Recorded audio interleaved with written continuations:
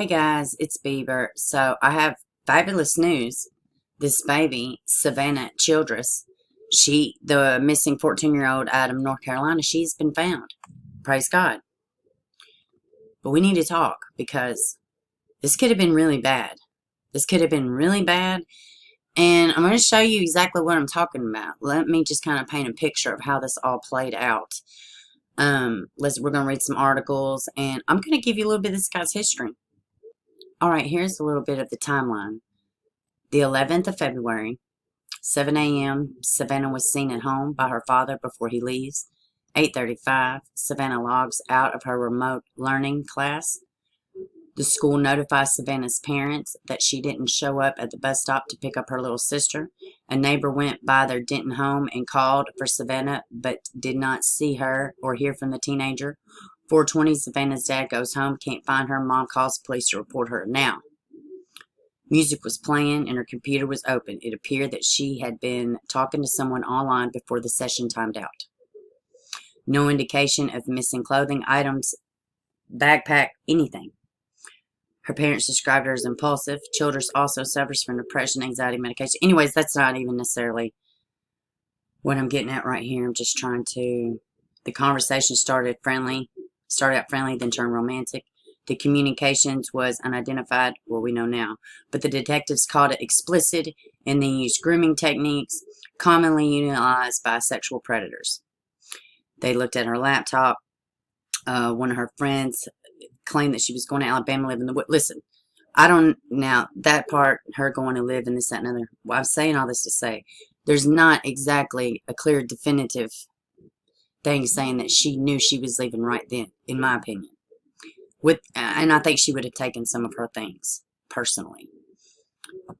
Now, everything is kind of fluid right now. I don't know that she knew that she was leaving with him right then. I don't know if that was a worked out plan. To me, it sounds like it is not. But she wasn't the only one impulsive. This guy has a history. And he was actually wanted. So let's just dive into this. North Carolina girl recovered in Arkansas after allegedly kidnapped by a wanted Mercer County man. Now, it's the 21st. This happened last night, and she was been gone since the 11th. I just can't imagine what her parents have been going through. Now, let me say this too. She was in North Carolina. This guy was from Pennsylvania. They found them in Arkansas. 2 crime scenes. We're going to get to that. A Moningham County Human Trafficking Task Force said 14-year-old was reported kidnapped by Mercer County man and recovered in Arkansas. Now, I want to read this to you because this is, this says a lot. And this is just a cautionary tale to parents. The 14-year-old that William Ice kidnapped from North Carolina was recovered in Arkansas last night. More details to follow. Ice was a predator who tried to run law enforcement officers down as he fled arrest in Austintown in July. He had arrived in Austintown apartments to meet with what he thought was a child during a task force operation, when he was approached by the officers and fled.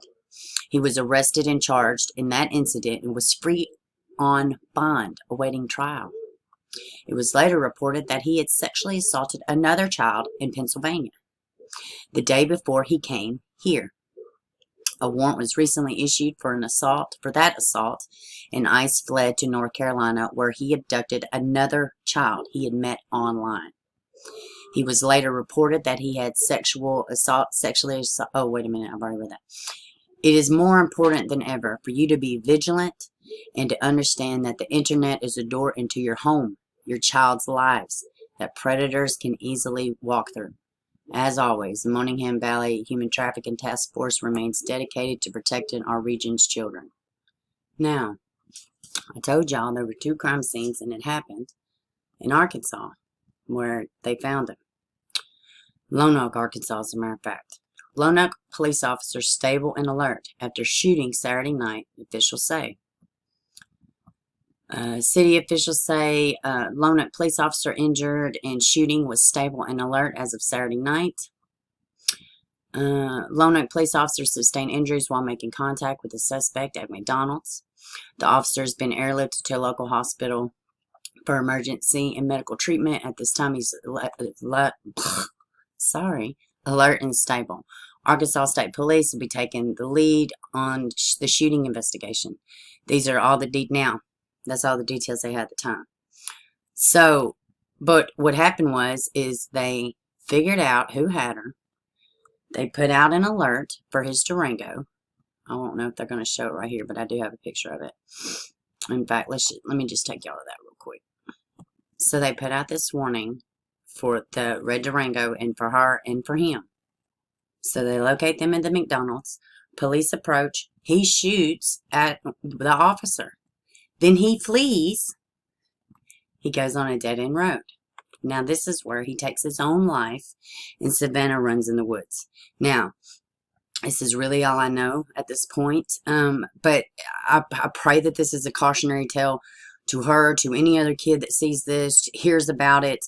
Pay attention to people. So, I find it very hard to believe that it's just the past year and a half that this man has had issues with messing with children.